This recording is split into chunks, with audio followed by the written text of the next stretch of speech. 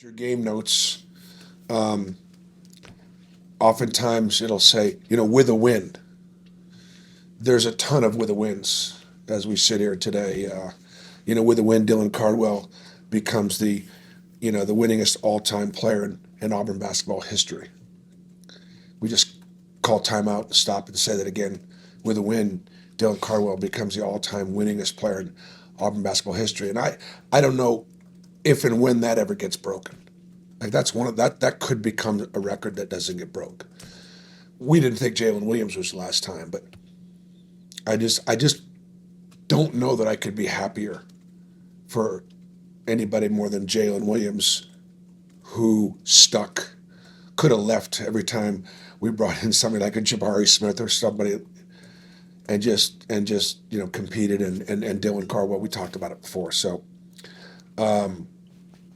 we got a tough task these next few games. And again, I've always taken I take when I take it one game at a time. I really do. Sometimes I truly can't tell you who the next game is in our league. Usually I know one more, but I don't know what's going on the following week. But when you get down to the end of the season, you start talking about a championship. It's just human nature to start looking at what you got left and what you need to do. And I was stressed out a little bit before the Ole Miss game because I recognized that a veteran ball club like Ole Miss, a team that had beaten Alabama at Alabama, a team that beat this Kentucky team at home, was one of their best wins, for Coach Beard and his program. I knew Ole Miss could come in here and make a bunch of shots, and yet I had said to the team, this might be the easiest of the next four. When you call Ole Miss an easy win, they're a top 25 team. It's not going to be easy. All right, so we got it, and now you go. Which one can you get next? Can you break the 2 wins and 31 losses at Rupp Arena record? Can you? Or 2 and 51 in Lexington, Kentucky? I mean, this is just crazy math. And then you look at Kentucky, and they average 91 points a game at home. How many less can we hold Kentucky to have a chance to win? They average almost 20 assists, 19 and a half assists at home. 19 and a half assists, average. They shoot 40% from three. They make over 10 a game at home. So there's they have some great pieces. Otega, I believe it's Owe, and I hate sometimes when sometimes I'll say number 00, and it's not out of disrespect. It's just that I sometimes can't pronounce names properly, and there's nothing worse than pronouncing a great player's name the wrong way. Then all of a sudden it gets, and he thinks so little of you, he can't even pronounce your name right. He's the best athlete, might be the best athlete in the league, and an impossible cover. Williams is a dynamic center. The matchup between him and Janai Broom and Dylan Cardwell to be just a phenomenal matchup. Getting Lamont Butler back and healthy. He and Denver Jones are the 2 best defensive guards in our league, and so that's going to be an incredible matchup. Graham might be the best shooter we play all year long, and then and Kentucky's got great depth. And like I said the other night, Mark Pope runs the most sophisticated, complex, 5-out offense in the country. They do it as well as anybody. And so you put all that together, and 20,000 people packed in a Rupp Arena, and let's go. Questions? Bruce, you talk about this team and veteran team and one game at a time. How important is that down the stretch when hey, what's ahead of you, but also just go kind of keep everything in focus? Is that a bigger deal for a veteran team to be able to do something like that? Yeah, I mean, I think it helps. I think it helps being older. It's interesting. There was something on social media about us being almost as old as OKC in the NBA. And yet there are 5 or 6 teams in our league older than us. which is hard to believe because Chad Baker Mazar is 28. No, he's not. No, he's not. But I just think, the thing that I may stress to the team today is Kentucky is a unique matchup. And then when we go to Texas A&M, that is a completely unique matchup. And then we play Alabama at home. That's a completely unique matchup. So it is about matchups. And I think you probably could study over a period of time, why we may have more success against certain programs and certain teams historically that don't necessarily add up, and why there might be a couple of teams that we would struggle against. Maybe it has to do with style of play and how what we do matches up with what they do. We don't know how we'll match up against Mark Pope and Kentucky. We haven't played them yet. We'll see what that looks like. Does it really affect your kids when you're playing in a place like Rupp? I mean, I know it's cavernous, but you've got guys on your team that have been playing a lot of basketball. I'm just always trying to figure out why it's been so long since Auburn's won there. Is there something about Rupp that's Well, and I got asked that question before. It's because they've always been great, and we've usually been not great. Yeah. So that's why it's 2-31. But I brought some really good Auburn and Tennessee teams up to Rupp and not one. So, it's their fans know the game. I've never gone to Kentucky where they didn't get a good whistle. That's just. But they've earned it. Like, in other words, I'm sorry, but I feel that way. I do. I feel that way. You put 19,000 people in every single night. You get a nationally ranked team. They're going to get a good whistle at home. They've earned it. Which means you got to go in there and you got to play great. Now we have not lost on the road in the SEC yet. It's almost March. And everybody makes such a big deal about the fact that, it's been said that we can't win away from Neville. They always talk about it. And I'm so proud of our home court advantage at Neville, but so often they equate, like, our success was, well, it's because we win all of our games at Neville, we can't win on the road. That's just not true. And it's certainly not true this year. But it hasn't been true for the last several years. Bruce, you guys a three-point defense, especially limiting three-point attempts. Just what's the key to on defense, being able to run teams off the line and just limiting them like y'all did against Ole Miss in the second half the other night? Well, I mean, we got great length on the perimeter, and that makes a difference. And within the framework of our defensive scheme, obviously, it's something that we work hard to try to challenge 3-point shots. Look, as long as 3 is worth 1 more than 2 and 2 more than 1, I'm going to do everything I can to take that away.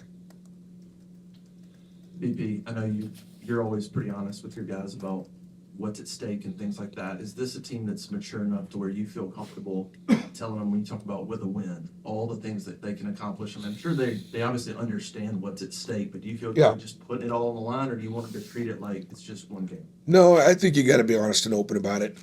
I do. And we were before Ole Miss. They understood. We went through the whole scenario of here's what we got. Here's what we got. I took them down the road. I just took you guys down, and I said, look, we have to win this game if we're going to think about winning the championship.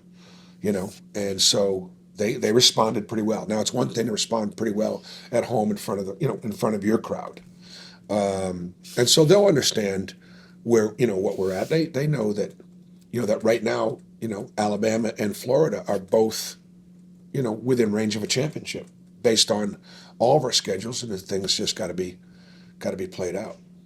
I'd rather have them know than say to me afterwards, gosh, I didn't realize how close we were to winning it or not.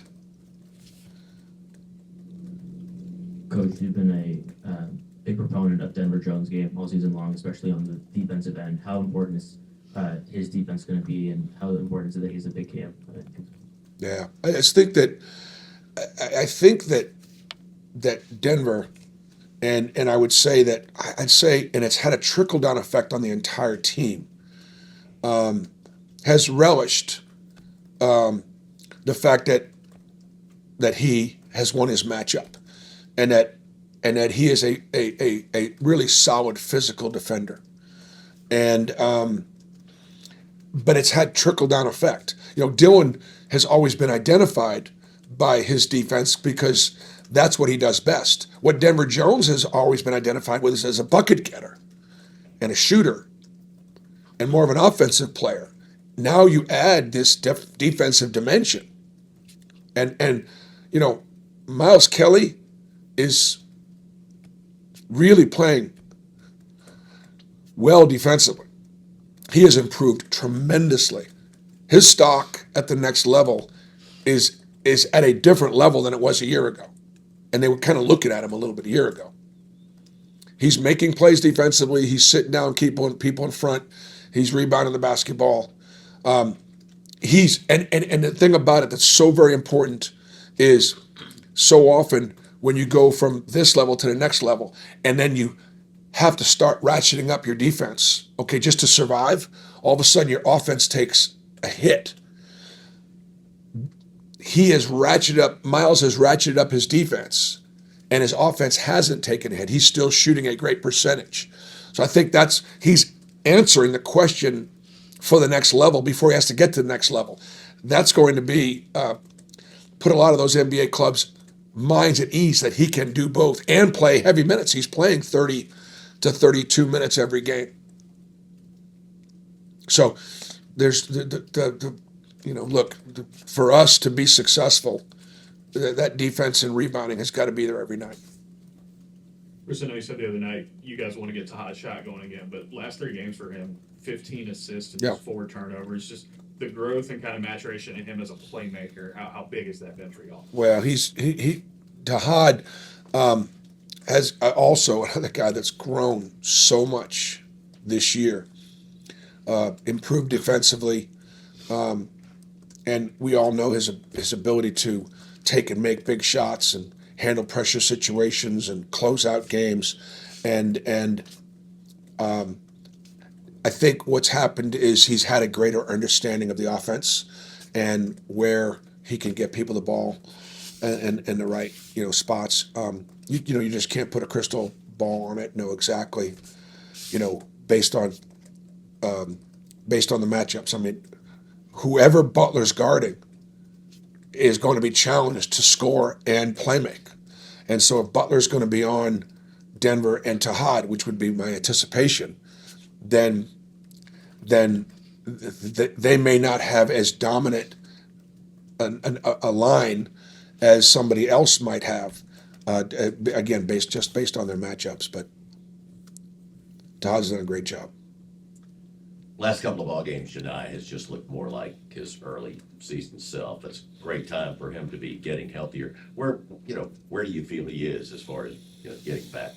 Well, the fact that he's played with greater effort and energy and more productivity on both ends of the floor, he's shooting a better percentage, and he's finishing, and he's got just more pep in his step, means he is getting healthier. And I think Janai is one of our guys that is even though he's our best player and he's our player of the year, his upside is our upside. That when he plays like this, we get to a different level. How difficult to match up is Ole when you look at a guy that's built like a linebacker? He gets downhill and gets to the free throw line. He plays different than a lot of guys play nowadays. Oh, he's a monster. I mean, Ole is a very tough cover, and he can get downhill. He can make tough twos. He gets to the foul line probably 5th or 6th most of every guard in our league. And guarding without fouling him is difficult. He can make 3-point shot. He'll make incredible defensive plays, blocking shots, and he's got that. He's got that next level athleticism that it's the reason why Kentucky has beaten the 2 teams that have beaten us. They beat Duke. They beat Florida. That's significant that we're playing a team that has done that. And they've got 7 wins over the top 15. That's not just about a matchup. They're good. And I think Coach Pope also knows that heading into the NCAA tournament, Kentucky would be a tough draw. Last question for You mentioned him earlier, but Lamont Butler, when he's been able to play for Kentucky, seems their defense is a lot better statistically. How much of an impact does he make for them on that end of the floor? Night and day. They're night and day better defensively with him. Night and day. Plus, they then allow their two guards who are having to play point play off the ball. So it's he might not be their best player, but he could be their most valuable player.